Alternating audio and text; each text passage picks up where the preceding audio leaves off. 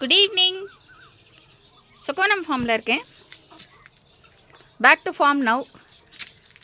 So வந்த உடனே நேராக ஃபார்ம் உள்ள தான் வந்திருக்கேன்.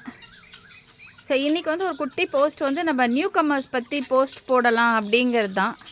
ஸோ நாங்கள் வந்து ஒரு சந்தையில் வந்து பார்த்திங்கன்னா ஒரு 4 நாட்டுக்கோழி வாங்கிட்டு வந்தோம். இவங்க 4 பேர் தான். ஆனால் இந்த வாட்டி வந்து பார்த்திங்கன்னா நல்லா பெரிய கோழியே வாங்கிட்டு வந்திருக்கோம். என்னென்னா இந்த சிக்ஸ் வாங்கிட்டு வந்தால் ஒரு சின்ன சின்ன இஷ்யூ வந்து பார்த்திங்கன்னா சில டைமில் இந்த கீரி வந்துடுறது. கீரியோட வேகத்துக்கு வந்து உங்களுக்கு வந்து சின்ன சிக்ஸ் வந்து ஓட முடியாது, கண்டிப்பாக அதுக்கிட்ட மாட்டிக்கிறது. அது ஒரு ப்ராப்ளம் இருக்குது.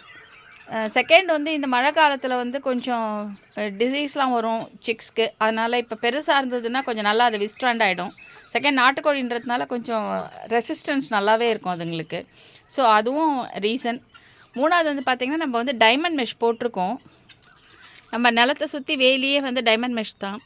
ஸோ இப்போ இதில் என்ன ஆகும் அப்படின்னா, இந்த மழை காலத்தில் வந்து மண் கொஞ்சம் கீழே இருக்க மண் ஈரமாக இருக்கிறதுனால அந்த மெஷ்ஷு கீழே இருக்க போர்ஷனை வந்து அந்த வெளியில் இருக்க டாக்ஸ் வந்து அப்படியே காலில் நோண்டி உள்ளே வர ட்ரை பண்ணும். ஆனால் அந்த மாதிரி வந்திருக்கு ஆக்சுவலாக. ஸோ இப்போ பெரிய கோழியாக இருந்ததுன்னு வச்சுக்கோங்க, இது இது என்ன தான் வேகமாக துரத்துனாலும் இவங்க சூப்பராக பறந்து போய் ஃபுல்லாக மரத்து மேலே ஏறி உட்காந்துருவாங்க. உங்களுக்கு இங்கே பார்த்தீங்கன்னா எங்கே பார்த்தாலும் சுற்றி சுற்றி மரம் தான். அதனால் வந்து உங்களுக்கு வந்து டாக்ஸ்லாம் ஒன்றுமே பண்ண முடியாது. அதேமாதிரி கீரிப்பிள்ளையும் ஒன்றும் பண்ண முடியாது. ஏன்னா இவங்க ஓடுறதும் வேகம், ஒரு லெவலில் ஓடுற முடியலன்னா பறக்க ஆரம்பிச்சிருவாங்க. ஸோ அதுதான் வந்து நாட்டுக்கோழியோட அட்வான்டேஜ். ஸோ அதுக்காக தான் இந்த வாட்டி எல்லாமே வந்து கொஞ்சம் பெருசாகவே வாங்கிட்டோம். ஸோ இன்னும் இவங்க வந்து நான் இப்போ தான் வந்தேன் ஊர்லேருந்து, இன்னும் வெளியில் விட ஆரம்பிக்கலை.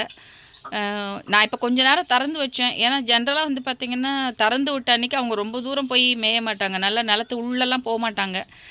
இங்கேயே பக்கத்தில் இல்லை கோழிக்குண்டு கீழேயே அந்த ஸ்பேஸில் இந்த வைக்கோல் போட்டு வச்சுருக்க இடத்துல அந்த மாதிரி தான் சுற்றிட்டுருப்பாங்க. ஆனால் இன்றைக்கி என்னமோ திறந்து வச்சு கூட இவங்க வரல. Maybe it will take another couple of days for தம்னு நினைக்கிறேன்.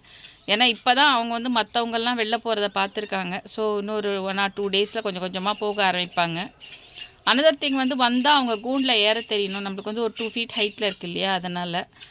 ஸோ இன்னும் ஒரு 2-3 டேஸ் மேபி இந்த வீக் ஃபுல்லாகவே இங்கே வச்சுட்டோம்னா நெக்ஸ்ட் வீக்லேருந்து திறந்து விடுறோம். போகிறதுனா போட்டோம் அப்படின்னு விட்டுற வேண்டிதான். ஆனால் அவங்க இருக்க மாட்டாங்க, கூண்டெல்லாம் அவங்களால இருக்க வைக்க முடியாது, கஷ்டம்.